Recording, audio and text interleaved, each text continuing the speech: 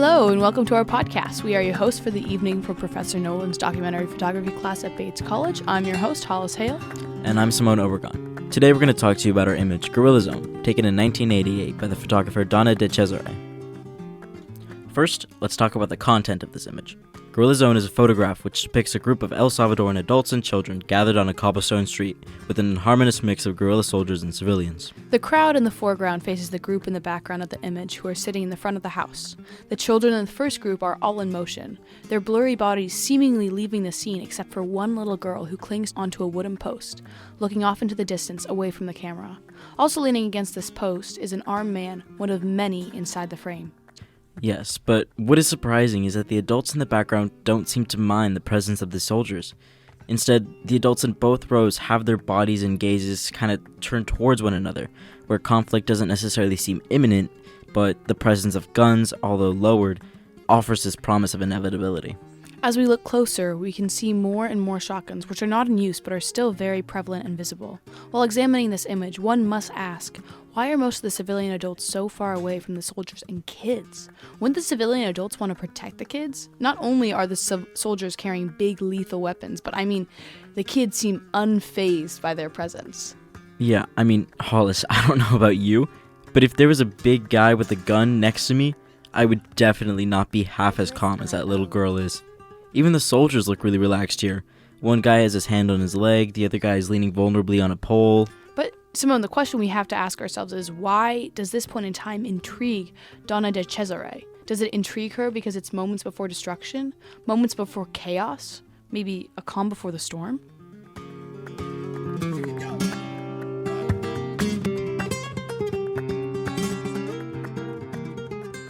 In this podcast, we will be discussing how DeCesare's Guerrilla Zone, through its physical separation or exclusion of human bodies, symbolizes the divisive nature of guerrilla warfare, and more broadly, conflict in general in Latin America.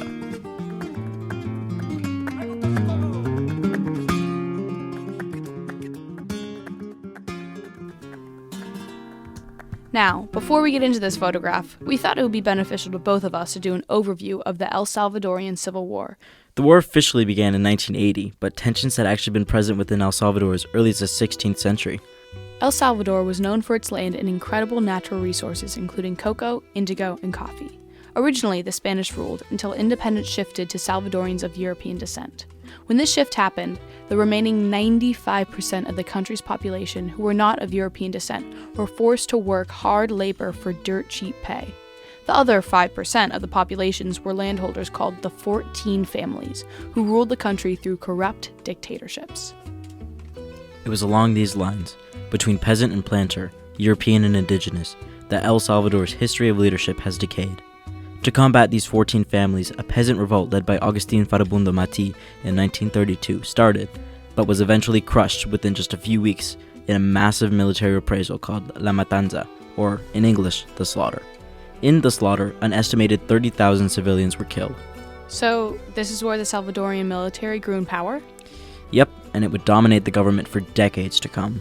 Well, in a sense, the conflict between the right and the left wing never really ended because throughout the 1960s and 70s, the left-wing guerrillas and right-wing paramilitary death squads frequently engaged in political violence.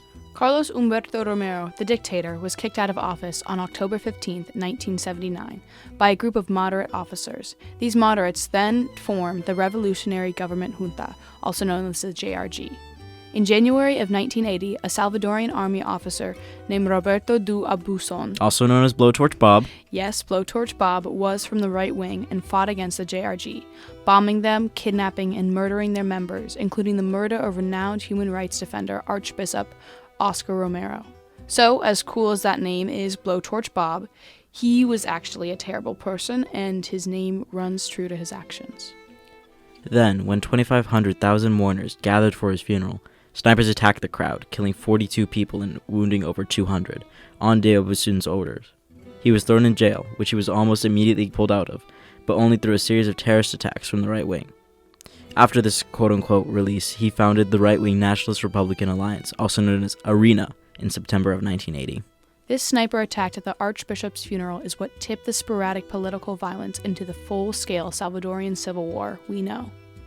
At the same time, 5 resistance groups joined together to create the Farabundo Mati National Liberation Front, or the FMLN. The FMLN fielded a guerrilla army to oppose government and right-wing paramilitary forces. The U.S. got warnings about these attacks, for which they sent aid to the Salvadoran government. This help didn't last long though, right? In December of 1980, President Jimmy Carter cut off the aid after 4 American churchwomen were murdered by military and paramilitary forces. Eventually, when President Ronald Reagan took office, he brought the American troops back into the conflict, believing that El Salvador would help America during the Cold War in return. At the height of the Civil War, during the 1980s, the country saw countless cases of extreme torture, rape, disappearances, bombings, and executions between the government and guerrilla forces. These violent acts often caught civilians in the crossfire, accounting for a total of 75,000 Salvadoran deaths. Negotiations between the government and the FMLN stalled through the early 1980s, despite the election of José Napoleon Durat in May 1984. In 1989, Durat was eventually replaced in office by Alfredo Cristiani, an Arena Party member. This shift in power allowed for a major escalation in the conflict. Right after his election, a horrifying incident took place when the Alcatel Brigade, a counterinsurgency unit, murdered Jesuit priests, a housekeeper, and her daughter at the University of Central America. This shocking event led the U.S. Congress to form a special investigative task to find out how this happened. Their findings revealed that high-ranking Salvadorian officers were behind the murders. This actually pushed the U.S. towards advocating towards a peace settlement even more. But the Salvadoran conflict still seemed deadlocked, with neither side gaining advantages. While the Civil War was still in full effect, other global political issues and events took place that shifted the conflict and its outcome. The collapse of the Soviet Union meant the FMLN was at a loss for allies and monetary support. On January 16, 1992, the United Nations brokered Chapultepec peace accords were signed, marking the end of 20 months of negotiation between the FMLN guerrillas and the government, marking the end of the war.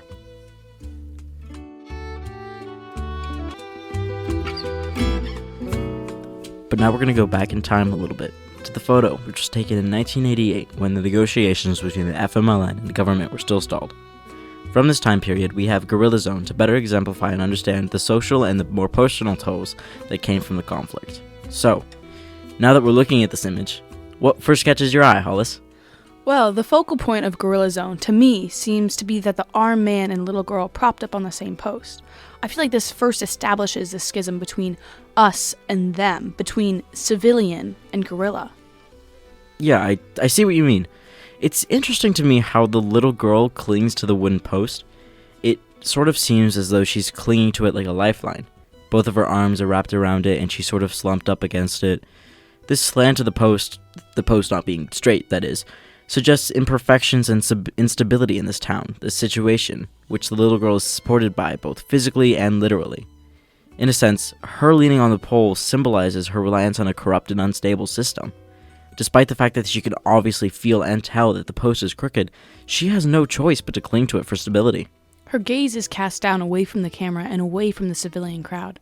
The man, in contrast, casually leans against the post, using it more for comfort than as a means of salvation or stability, while keeping his eye on the distant gathering.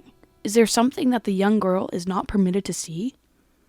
I think that their opposing positions speak for the lack of understanding or disconnect between the two parties. They are both resolute in their perspectives, and as neither of them are visibly making any effort to see what the other side is seeing. Similarly, the physical border, the post between the man and the girl, materializes this ideological and emotional divide between guerrilla and civilian. So, in a way, perhaps the girl isn't able to see any other side than her own. I think something we also need to mention is the camera.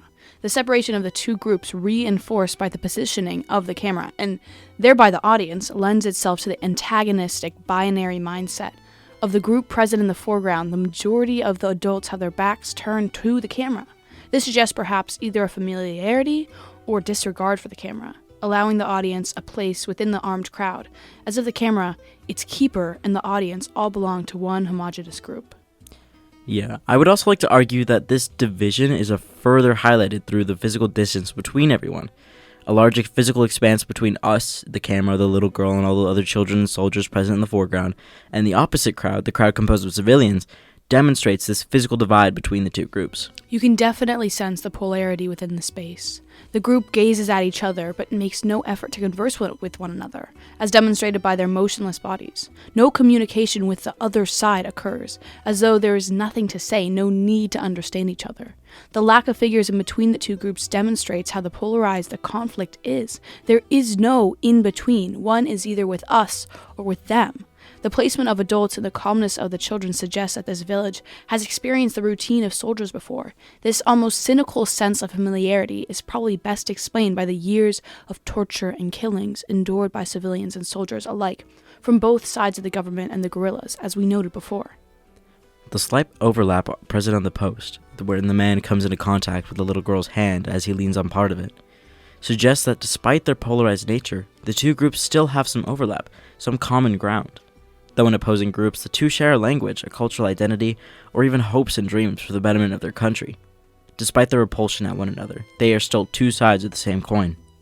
Honestly, Simone, considering what was going on in El Salvador at this time, what would intrigue the photographer to take this picture moments before destruction? Wouldn't it put her in harm's way? Well, she's done it before, and she'll continue to do it.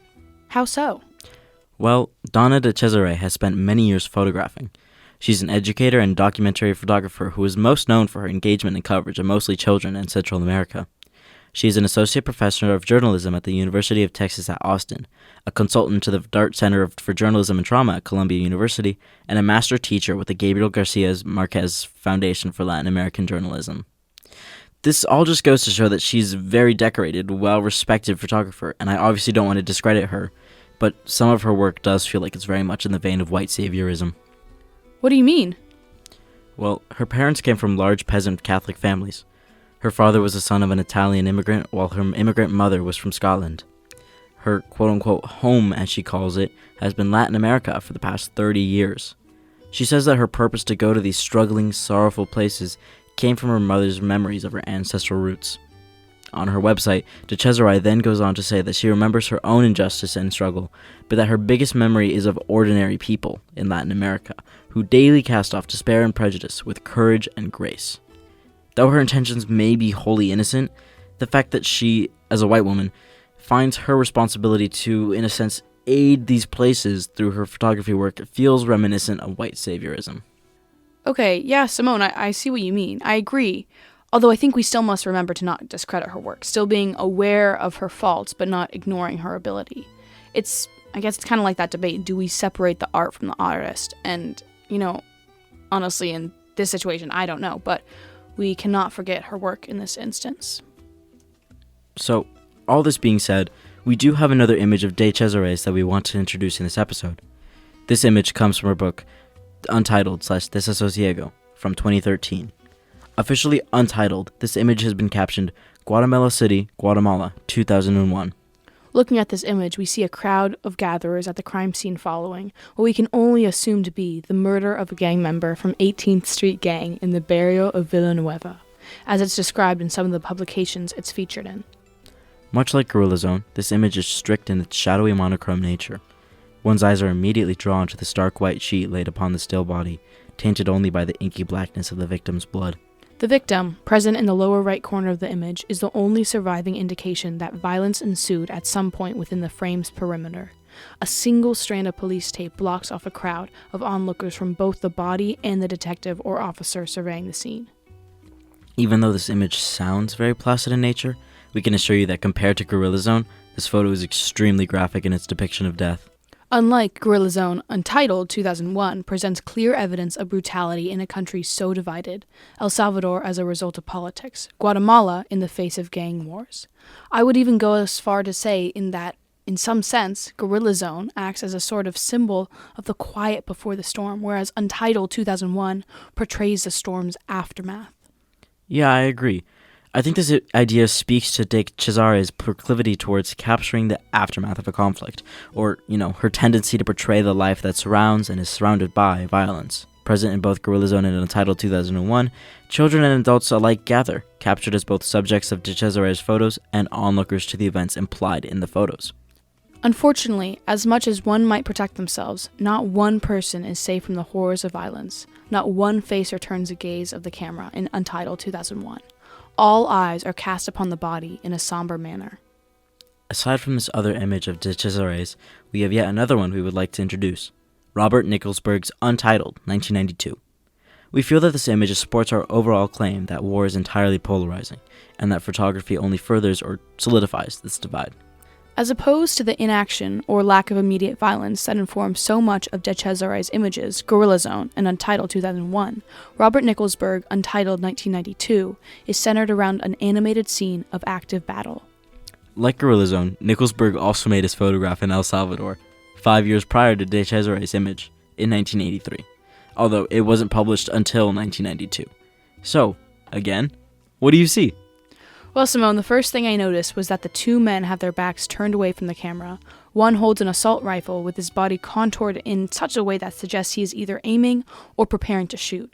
It seems to me that we are observing them in the middle of battle. Yeah, I could see that. The other man is bent over his weapon, clutching it closely as he stands behind his partner, shielded by the wall. In the upper left corner of the photo, the shell from some unseen bullet streaks across the camera's frame, blurry in its frozen advancement. This was definitely taken during some active fight or shootout. I think it's safe to say that what DeCesare's photographs of El Salvador and Guatemala, characteristic of her work, lack in a dynamic account of conceivable war, Nickelson's Untitled 1992 makes up for it in an objective exposition of volatile hostility. From both the men's civilian clothing and the photo's caption, as presented on the artist's website, armed Salvadorian guerrillas from the Ejército Revolucionario del Pueblo, ERP, fire at government security forces in eastern El Salvador, May 1, 1983. We are fully aware of the fact that these men are true guerrillas. Despite the fact that this is the first of the 3 images we've mentioned in this episode to feature true acts of violence, we are completely held in the dark about who it is that these men are shooting at. Through the historical context of this photograph, we can assume their enemies are government soldiers. The fact that they are invisible to us, the observers on the guerrilla side, this, to me, at least only further demonstrates how polarizing this war was. Exactly. Positionally aligned with the guerrillas, we are deprived of any visibility of the opposition. We know neither the faces, numbers, or anything of the sort. As complete strangers to us, the observers, in this struggle we are completely polarized from them, both as opponents and humans. In all 3 photos, one key aspect is missing: the true visibility of them, or the other side of this conflict. These 3 photographs we've looked at all allude to this idea of polarity and the divisiveness born out of conflict. If we are to look at DeCesare's Untitled 2001 and Nickelson's Untitled 1992 as the foundations that inform our reading of Guerrilla Zone, it is easy to see how the lack of representation of an opposition in conflict is a symptom of war. In Untitled 1992, we never see the men our guerrillas are shooting at. Spared from sight by both a large wall and the no-man's land that is the meeting ground between both groups' artillery shells and stray bullets, the viewer is spared any humanization of the enemy. A similar idea is present in Untitled 2001, as the viewer isn't privy to exactly who the perpetrators are, nor their motives. Communication is completely non-existent in both images, the closest form of it being the violence itself, or the message left by it, in the case of the victim in Untitled 2001. I would go so far as to say that Guerrilla Zone, truly the sum of both of these images, exemplifies this idea through its subtle stillness. Its inaction and lack of explicit evidence of dialogue leaves the impression that no exchange is to happen. Precisely. Even when the 2 opposing forces are pictured together and take up the same frame, as in Guerrilla Zone, they separate in ideals, their occupation of space, and their feelings. Despite the absence of violence within the scene, its promise still lingers in the air. Divided between those armed and those not, it is easy to discern who is in control of the situation. I think it's safe to say that this power dynamic, imposed by the potentiality of carnage, further supports the idea that violence in all its forms is entirely divisive, turning brother on brother, forcing us to hate them, and vice versa, without question. Precisely, Simone. Well, I think that's all the time we have for today. We just want to extend a great big thank you to you for listening. And a great thank you to everyone who helped us along the way during this project. We hope you enjoyed.